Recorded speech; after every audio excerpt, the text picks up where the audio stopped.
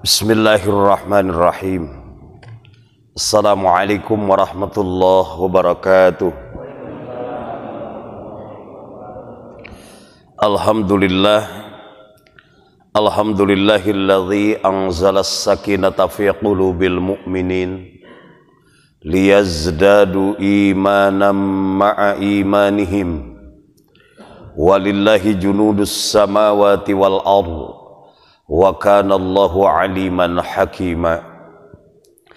Asyhadu an la ilaha illallah wa asyhadu anna Muhammadar Rasulullah. Allahumma salli wa sallim wa barik ala nabiyyina Muhammadin wa ala alihi wa ashabihi wa man tabi'ahu bi ihsanin ila yaumiddin, amma ba'd. Ayyuhal hadirun, usikum wa iyaya bitaqwallah wa ta'atihi la'allakum tuflihun. Alhamdulillah, puji dan syukur kita panjatkan kehadirat Allah Rabbul Ghafur. Maha suci Allah yang telah memperkenankan kita pada pagi hari ini dapat melaksanakan bagian dari kewajiban sekaligus kebutuhan kita, yaitu thalabul ilmi. Mudah-mudahan Allah subhanahu wa ta'ala memberi ilmu yang bermanfaat dunia akhirat. Salah satu yang dijanjikan Rasulullah sallallahu alaihi wasallam setelah kita meninggal dunia adalah au ilmin yuntafa'u bih, ilmu yang dimanfaatkan. Imam Al-Ghazali mendefinisikan ilmu yang bermanfaat itu ilmu tazdidul khauf war raja ilallah. Ilmu yang bermanfaat adalah apabila dengan ilmu tersebut menambah rasa roja dan khaufnya kita kepada Allah. Karena ibadah yang diperintahkan Allah itu salah satunya u'budullaha khaufaw wa tama'a, beribadahlah kepada Allah dilandasi dengan khauf, rasa takut kepada Allah, wa tama'a, dan tama' kepada Allah. Istilah lain, toma itu ketika kita berharap sesuatu kepada makhluk, sedangkan ketika kita berharap sesuatu kepada Allah namanya roja. Akan terasa sekali ketika dalam ibadah, ketika dalam hidup kurang rojanya kepada Allah. Ibnu Athaillah di dalam kitab hikamnya mengatakan,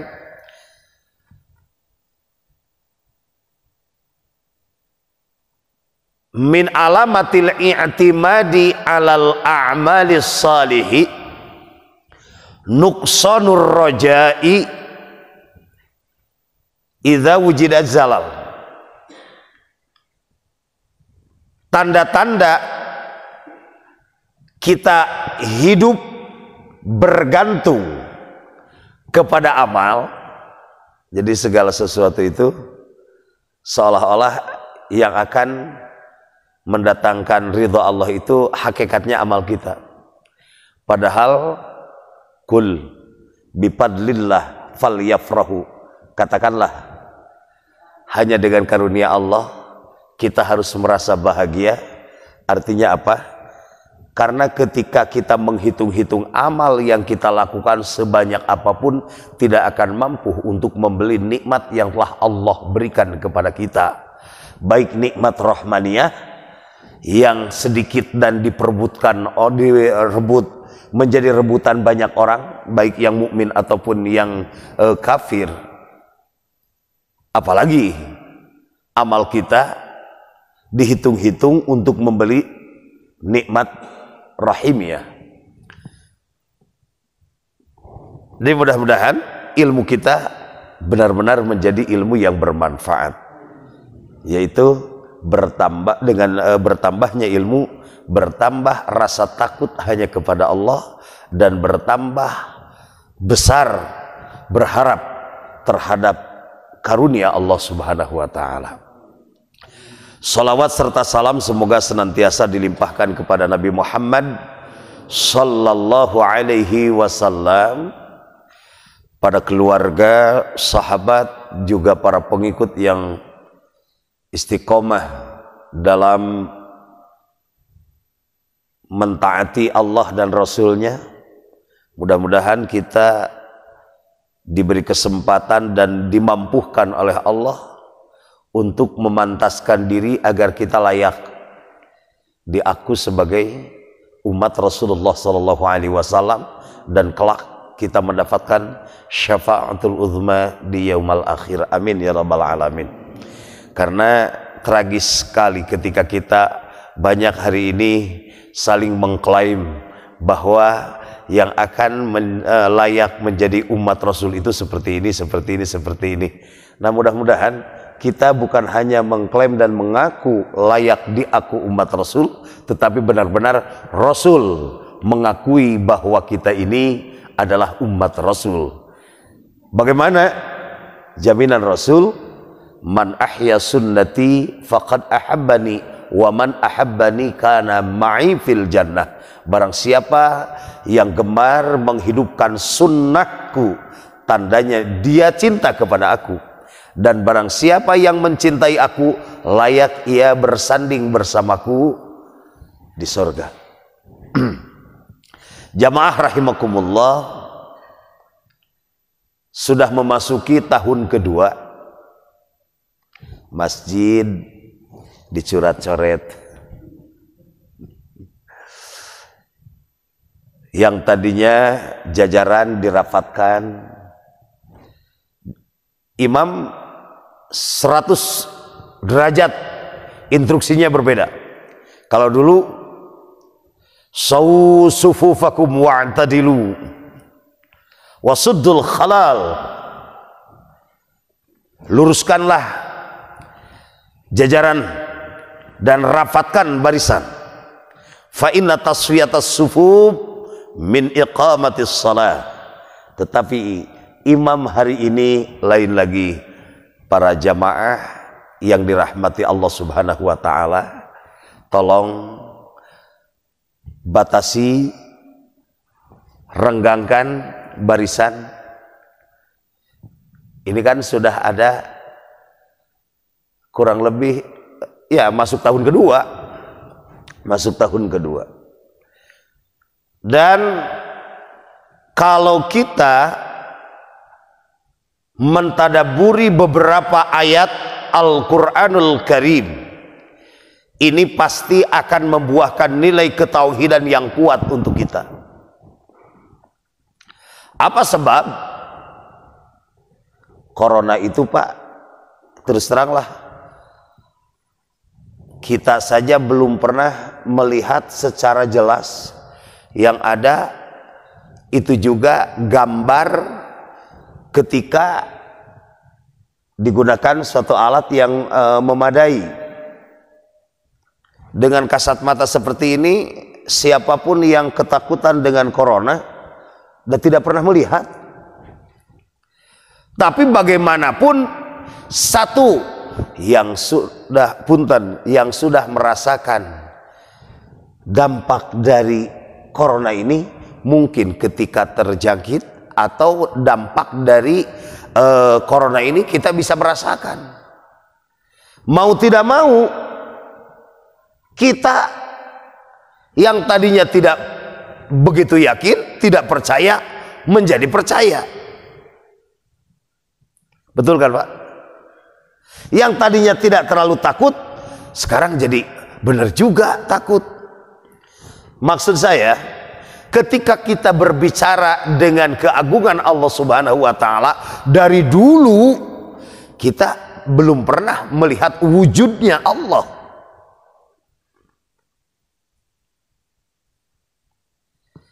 Tetapi apa yang difirmankan Allah di dalam surah Ali Imran, Inna fi khalqis samawati wal ardi wa ikhtilafil laili wan nahar la ayatin liulil albab. Sesungguhnya di dalam penciptaan langit dan bumi, sungguh indah ayat ini. Kalimatnya inna fi khalqis samawati wal ard.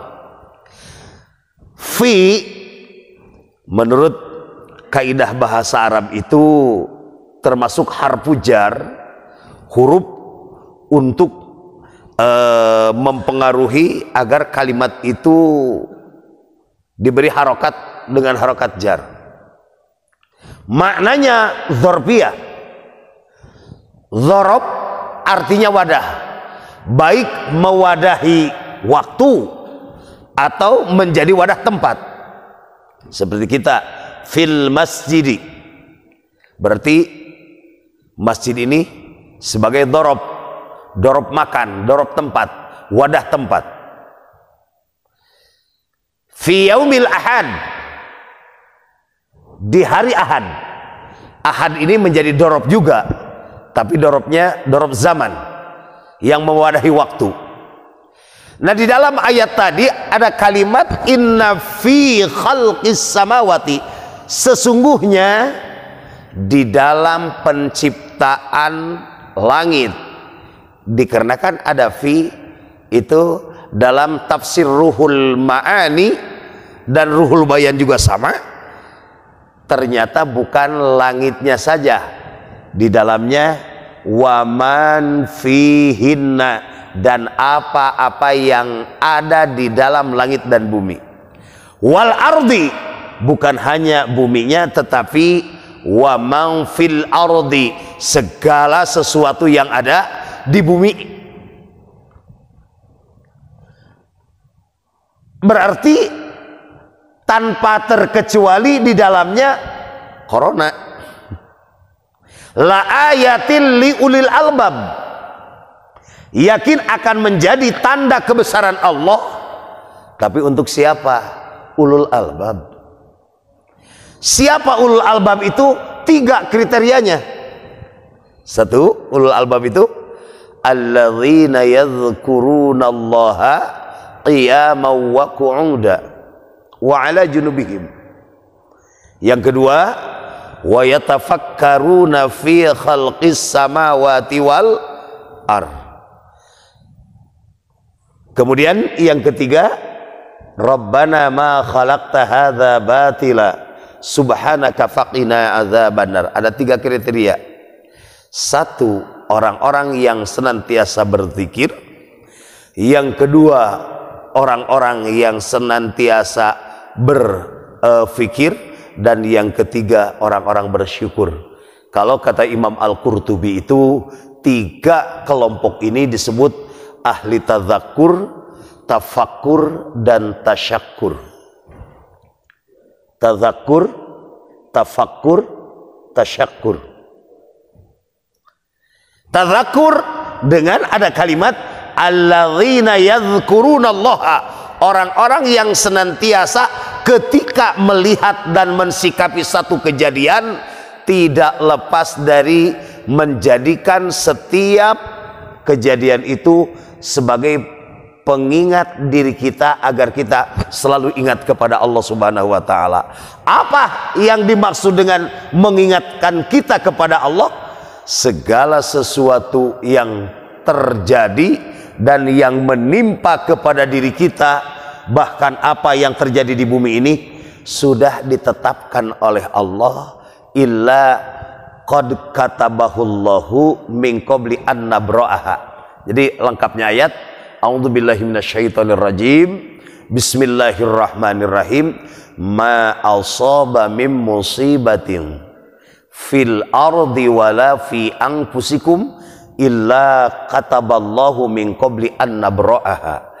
Tidaklah menimpa suatu musibah di muka bumi ini, wala fi anfusikum, dan juga yang menimpa kepada diri kamu sekalian, illa qad katabahullahu, min qabli an nabra'aha, kecuali telah dicatat di Lauhil Mahfud sebelum musibah itu menimpa di suatu bumi, menimpa di bumi dan menimpa kepada seseorang. Ingat bahwa itu catatan Lauhil Mahfud yang disebut menurut ilmu tauhid itu qadha mu'allaq. Jadi kita mengenal adanya qadha dan qadar. Qadha itu ketetapan Allah, cuma sifatnya ada yang masih mu'allaq, ada yang mubrom. Yang mu'allaq catatan Lauhil Mahfud, catatan Allah untuk menetapkan nasib seseorang, tapi masih tercatat di Lauhil Mahfud, belum ditimpakan kepada seseorang. Itu yang disebut qadha mu'allaq dan bisa dirubah dengan kuasa Allah melalui doa. La yughayyirut takdir illa bid-du'a. Tidak ada yang bisa mengubah takdir kecuali doa. Yang dimaksud dengan mengubah takdir itu untuk qadha mu'allaq. Qadha mu'allaq itu ketetapan Allah yang telah ditetapkan kapan? Ketika kita masih dikandung ibu 120 hari. Karena kan dalam hadis Bukharinya, innallaha yajma'u khalquhu fi batni ummihi arba'ina yawma nutfah. Allah menciptakan manusia itu 40 hari pertama nutfah, thumma yakunu alaqatan mithla dzalik, kemudian menjadi alaqah pada kurun misla dzalik itu 40 hari kedua, thumma yakunu mudghatan mithla dzalik, kemudian Allah menjadikan mudghah pada kurun 40 hari ketiga. Berarti 40 hari ketiga itu 120 hari. 120 hari itu berarti 4 bulan. Iya kan? 4 bulan. Fayungfahu fihir ruh. Pada masa itu Allah tiupkan ruh. Wa yuktabu bi arba'i kalimatin, dan dicatat 4 ketetapan nasib manusia. Bikat birizkihi,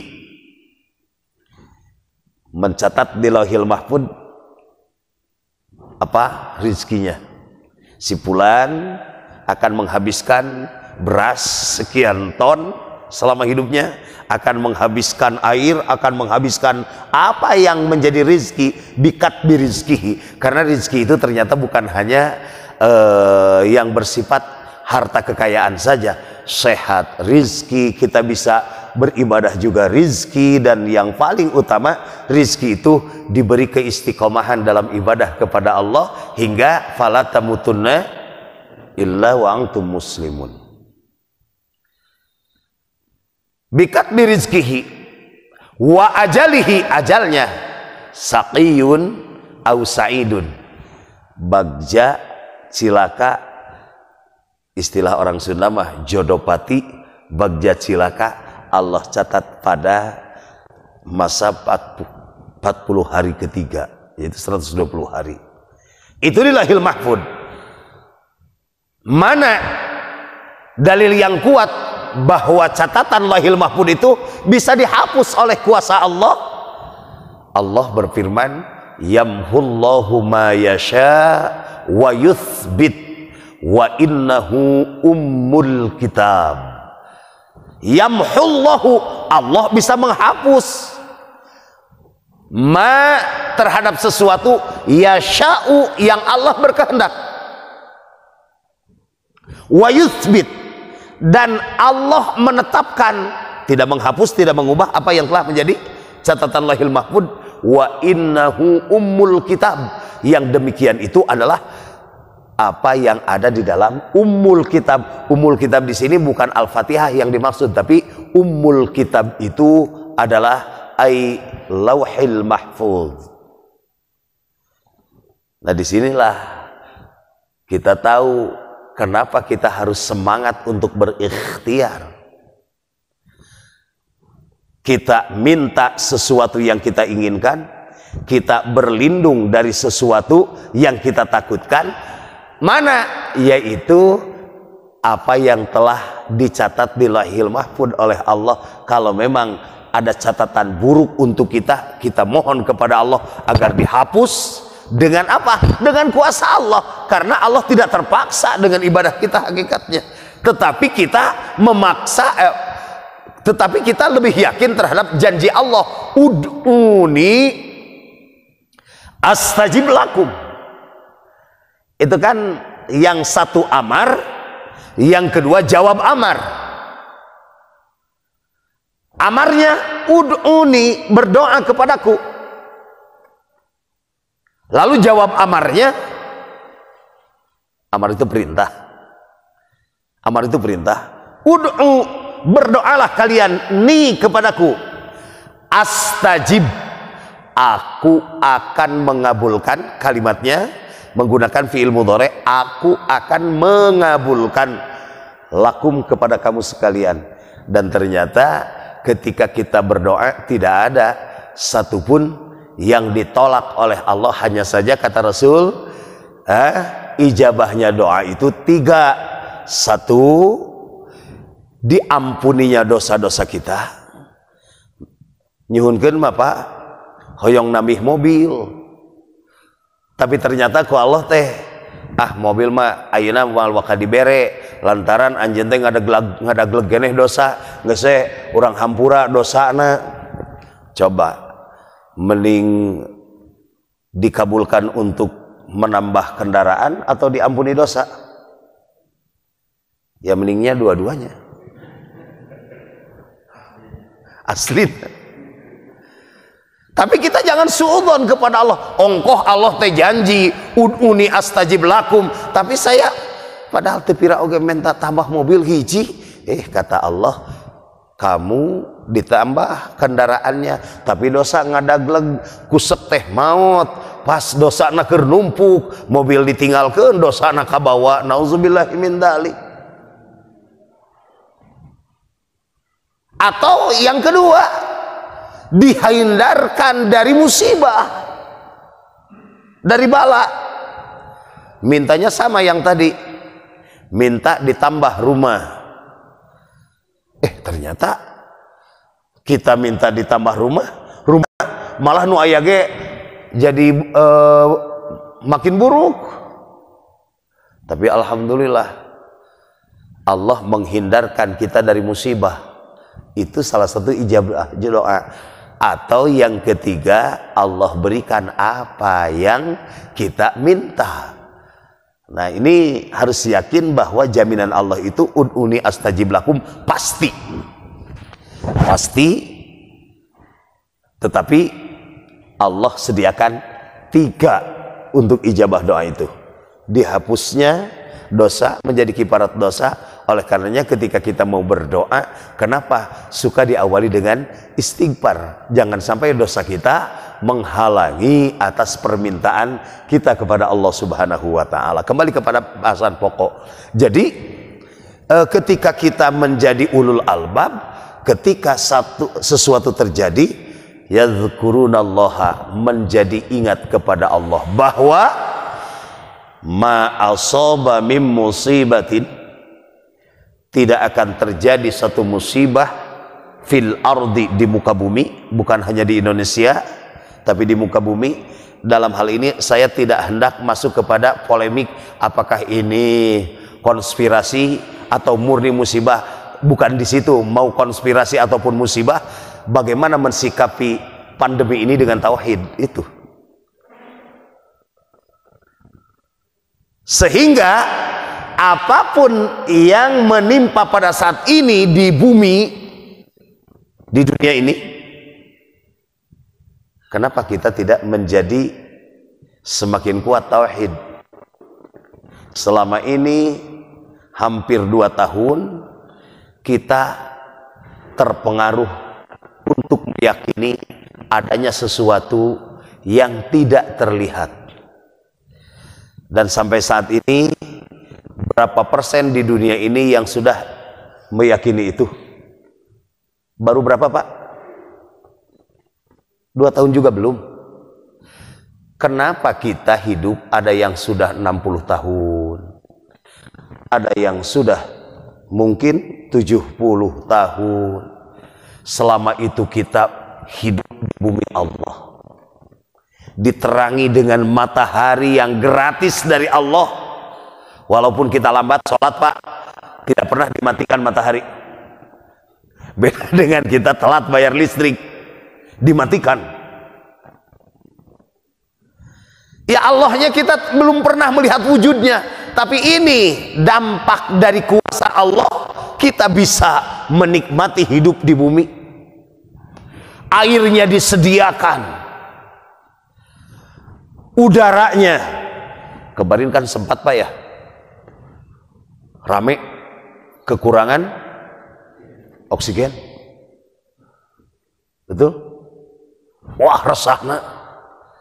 Tapi ketika kita mendapatkan oksigen cuma-cuma, bari teu kedah dirojok kana pangambung, teu kudu siga tukang las bawa-bawa tabung. Apakah kita tidak berpikir bagaimana kalau justru oksigen yang bebas ini ditutup dan dikurangi oleh Allah karena kedurhakaan kita? Kenapa kita tidak begitu yakin juga? Ini baru menjelang 2 tahun saja sudah keyakinan mantap. Ah, bener ayeuna mah.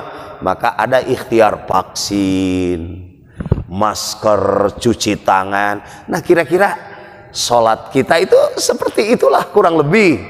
Ibadah kita itu kurang lebih seperti itu, karena kita yakin walaupun belum pernah melihat wujudnya Allah, tetapi mawujudnya makhluk harus menjadi dasar keyakinan bahwa Allah itu ada.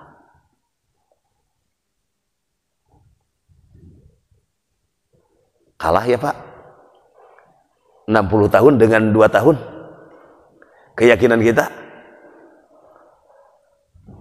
Kita mau pergi, tidak lihat corona, tapi tetap kita ada rasa khawatir, ada takut pakai masker.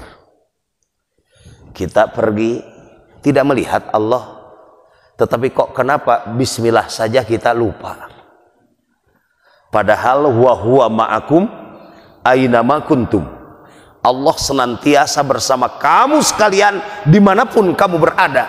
Kalau memang kita sudah merasa ditatap, dilihat oleh Allah, wa huwa ma'akum aynama kuntum, berarti kita ini termasuk az-zakirinallaha ta'ala katsiratan wadzakirat.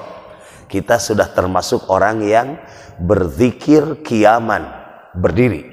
Walaupun ada yang mempraktekkan alladzina yadhkurunallaha qiyaman wa qu'uda, itu ketika habis sholat langsung berdiri dan dzikir sambil berdiri, duduk dan berbaring. Itu kan sebuah pemahaman torekat. Kita tidak hendak mengungkit apa yang diyakini oleh mereka, tapi hakikat daripada alladzina yadhkurunallaha qiyaman, kita itu hidup senantiasa berdiri. Berdiri mau pergi kemana, duduk di mana, berbaring di mana. Kalau saja kita sudah merasa ditatap, dilihat oleh Allah yang Maha Kuasa, kira-kira bisa gak kita untuk maksiat? Gak bisa. Karena ini energi positif dari zikirnya benar, sehingga menjadi nar, jadi pembakar terhadap hasrat untuk melakukan kemaksiatan. Satu itu. Jadi dari kejadian ini, mari kita jadikan pelajaran agar lebih mantap ketauhidan kita kepada Allah Subhanahu wa ta'ala. Kemudian yang kedua, wa yatafakkaruna fi khalqis samawati wal ardh. Berpikir di dalam penciptaan apa yang ada di langit dan di bumi. Ternyata Allah Maha Kuasa, Allah Maha Gagah Perkasa, seorang penguasa dibuat tidak berdaya hanya untuk menghadapi makhluk Allah yang bernama virus.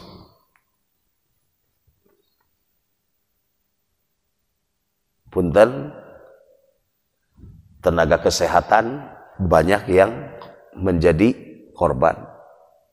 Bahkan di kalangan militer, kepolisian, walaupun mereka menjadi petugas untuk menangani COVID, malah kena juga. Pemimpin suatu negara juga ada yang kena. Ini menunjukkan bahwa kekuasaan yang sesungguhnya itu hakikatnya milik Allah. Apa yang ada pada diri kita, apa yang hendak kita sombongkan, makin tinggi kesombongan kita. Lihat simbol kesombongan dengan kekuasaan. Allah sampaikan dalam Al-Quran tentang bagaimana biografi Fir'aun. Fir'aun itu sampai kuasanya bukan hanya sekedar menguasai dunia, tapi waqala ana rabbukumul a'la. Dia berkata, aku Tuhan yang maha tinggi. Lalu bagaimana? Fal yauma nunajjika bibadanika litakuna liman khalfaka ayah.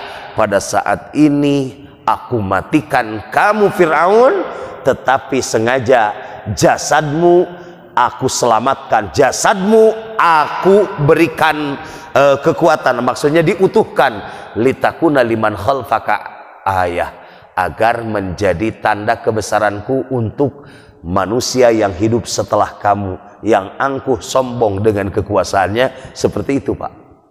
Ternyata Fir'aun itu bukan nama asli, kan? Bukan nama asli, tapi Fir itu diambil daripada kafaro, Fir'aun, kafir. Aun penguasa. Setiap penguasa yang ingkar terhadap Allah Subhanahu wa Ta'ala itu Fir'aun. Cuma ada Fir'aun di masa Nabi Musa, ada Fir'aun di masa Nabi Muhammad, ada Fir'aun di masa umat Nabi Muhammad sallallahu alaihi wasallam. Teu kaget lah gitu tah. Bisi sifatna eta aya sama. Yang kedua, Fir'aun itu firrum min aunillah, orang-orang yang berpaling, kabur, menjauh dari pertolongan Allah.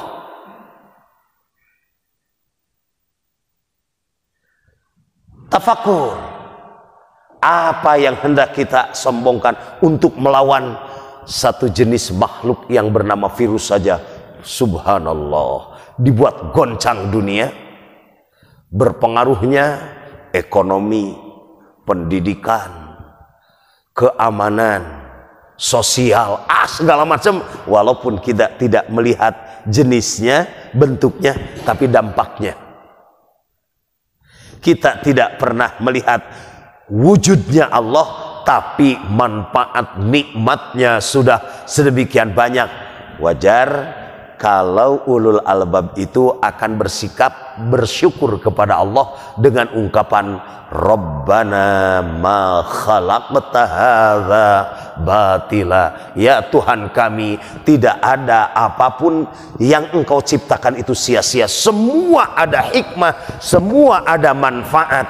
Hatta Allah berfirman, innallaha la yastahi ayyadhriba mathalan ma ba'udatan fama fawqaha. Allah tidak akan pernah malu untuk membuat perumpamaan atau memperlihatkan tanda-tanda kebesaran Allah walaupun hanya dengan seekor ba'udah. Apa ba'udah itu? Nyamuk ya? Rengit? Ba'udah. Punten Pak, ada seseorang yang terkena demam berdarah, tubuh tinggi besar, wah kekarnya luar biasa, ngarengkol di rumah sakit. Bapak kunaon? Ieu cenah abi teh demam berdarah. Kunaon eta demam berdarah teh dicocok reungit nya sagede kumaha reungitna ceng bapak sakitu jangkung badag nepikeun ka ngajoprak model kieu. Innallaha la yastahi ay yadhriba mathalan ma ba'udah fama fawqaha. Bahkan mungkin bagaimana dengan yang ada di atas nyamuk? Artinya ketika ini dijadikan tentara Allah, maka tidak ada yang bisa mengalahkan tentara Allah. Ala inna junudallah hiyal ghalibun. Tentara-tentara Allah itu yang akan mengalahkan.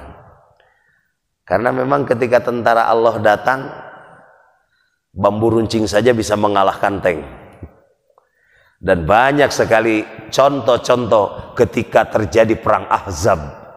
Falamma ra'al mu'minuna al-ahzaba qalu hadza ma wa'adana Allahu wa rasuluhu wa sadaqallahu wa rasuluhu wa ma zadahum illa imanan wa taslima. Oleh karenanya berhati-hatilah ketika kita mau menjadi orang yang durhaka, karena ternyata kita tidak punya apa-apa dan tidak bisa apa-apa. Keangkuhan dengan pertumbuhan ekonomi itu juga sama. Bagaimana dibuat tidak berdayanya Qarun. Dalam surah Al-Qasas, inna Qaruna kana min qaumi Musa fabagha ma inda mafatihuhu latanu biuli usbati kuwatin. Qarun itu kaum Nabi Musa yang durhaka, saking banyak harta kekayaannya, ma inda mafatihu, kunci gudangnya saja, latanu biuli usbati kuwatin, tidak bisa dibawa dipikul oleh 40 orang yang kuat-kuat. Teu bayang eta teh sirit kunci gudangna, latanu biuli usbati kuwatin.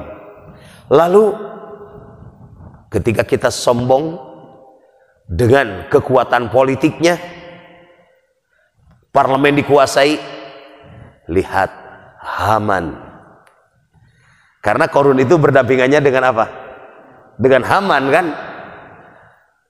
Ternyata ketika diruntuhkan oleh Allah tidak bisa apa-apa. Oleh karenanya baik kita menguasai, menjadi penguasa di legislatif, eksekutif, yudikatif, ingat bahwa hakikatnya penguasa yang sesungguhnya itu adalah Allah Subhanahu wa taala.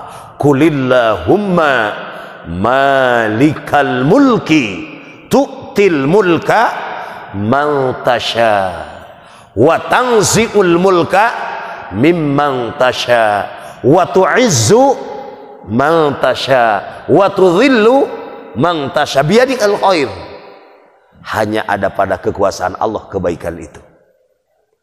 Qulillahumma malikal mulki, katakanlah Allah lah penggenggam kekuasaan yang sesungguhnya. Tu'til mulka man tasha, Allah berikan kekuasaan kepada orang yang Ia kehendaki. Wa tanzi'ul mulka mimman tasha, Allah cabut, Allah angkat kekuasaan dari orang yang dari orang yang Ia kehendaki. Wa tu'izzu man tasha, Allah muliakan orang yang Ia kehendaki. Wa tudhillu man tasha, Allah hinakan orang-orang yang Ia kehendaki. Biyadiki Allah, di tangan Allah segala kebaikan. Nah, oleh karenanya apa yang terjadi hari ini mudah-mudahan menjadi penguat terhadap ketauhidan kita kepada Allah Subhanahu wa taala. Karena tadi semuanya sudah ada ketetapan Allah, lalu kenapa kita menguatkan ikhtiar?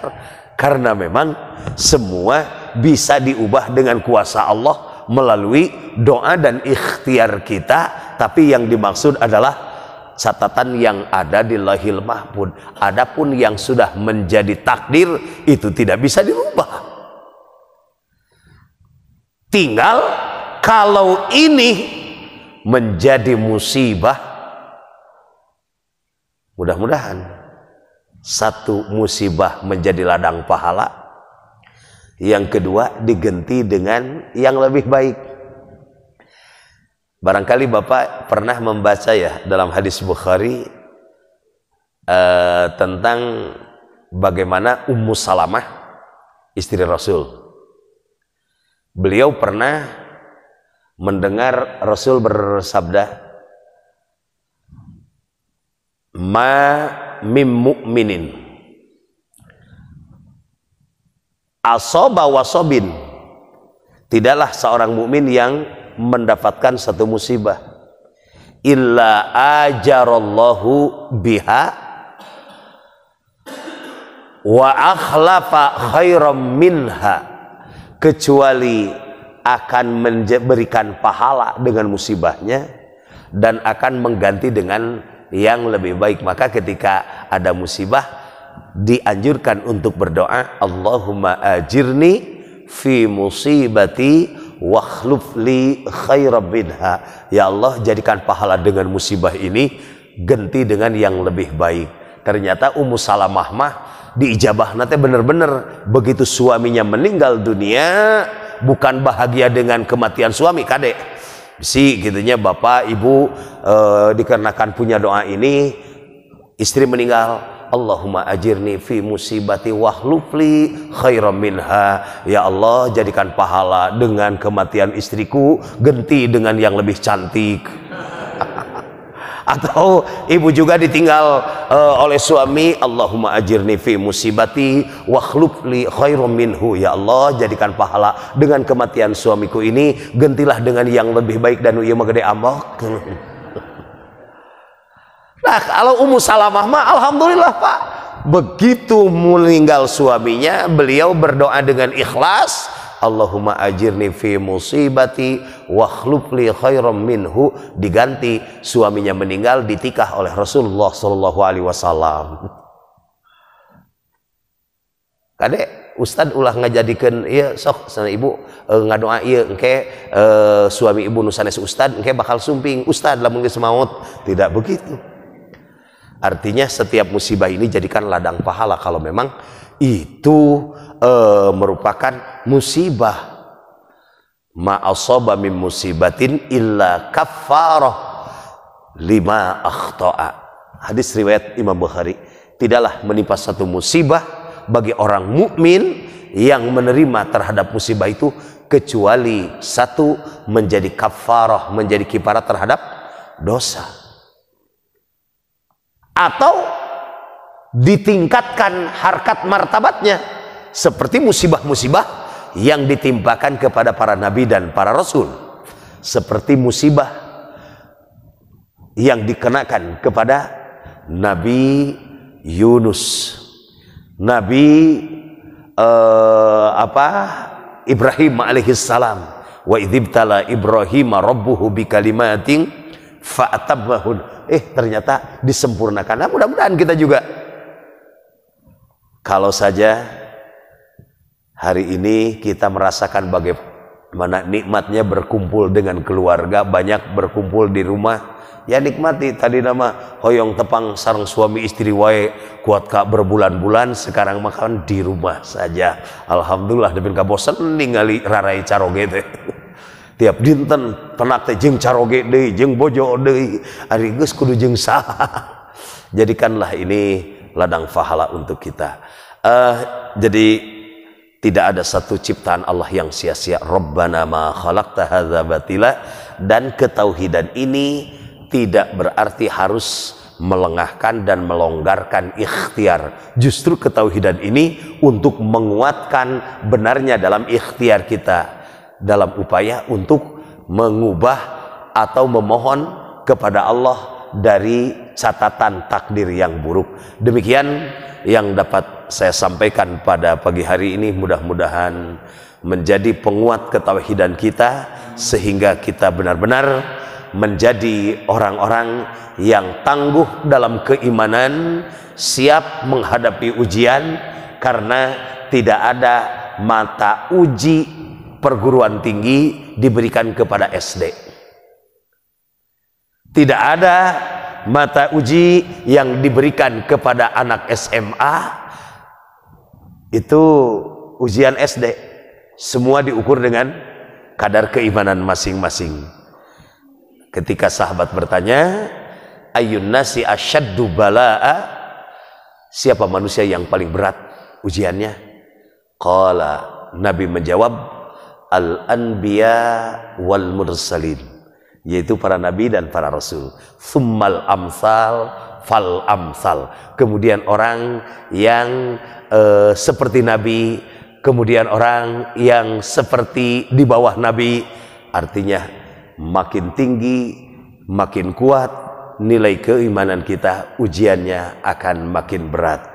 Orang yang hebat bukan orang yang lari dari mata uji, tapi justru siap menghadapi ujian penuh dengan ketabahan, kesabaran, dan ketawakalan, sehingga kita menjadi mukmin, muttaqin, mutawakkilin, dan muwahhid. Allahumma anfa'na bima 'allamtana wa 'allimna ma yanfa'una wa zidna ilma warzuqna fahma. Ya Allah, ya Rabbana, ya Karim, tambahlah ilmu kami, berilah ilmu yang bermanfaat untuk bekal hidup dunia dan akhirat. Allahumma aslih lana dinana, ya Allah, luruskanlah agama kami. Alladzi huwa ismatu umurana, sesungguhnya agama ini adalah pegangan hidup kami. Wa aslih lana dunyana, luruskanlah kehidupan dunia kami, karena di dunia ini kami hidup. Wa aslih lana akhiratana alladzi fiha ma'adana, luruskanlah akhirat kami, karena ke akhirat kami akan kembali. Waj'alil hayata ziyadatan li fi kulli khair, jadikanlah kehidupan kami untuk menambah setiap pundi kebaikan. Waj'alil mauta rahatan li min kulli syarr, jadikanlah kematian kami untuk mengakhiri dan menutup segala keburukan. Rabbana innana amanna faghfir lana dhunubana wa qina adzabannar. Subhana rabbika rabbil izzati amma yasifun, wa salamun alal mursalin, wa akhiru da'wana anil hamdulillahi rabbil alamin. Amin amin, istajib du'ana ya rabbal alamin. Aqulu qali hada wastaghfiru innahu wal ghafurur rahim. Wassalamualaikum warahmatullahi wabarakatuh.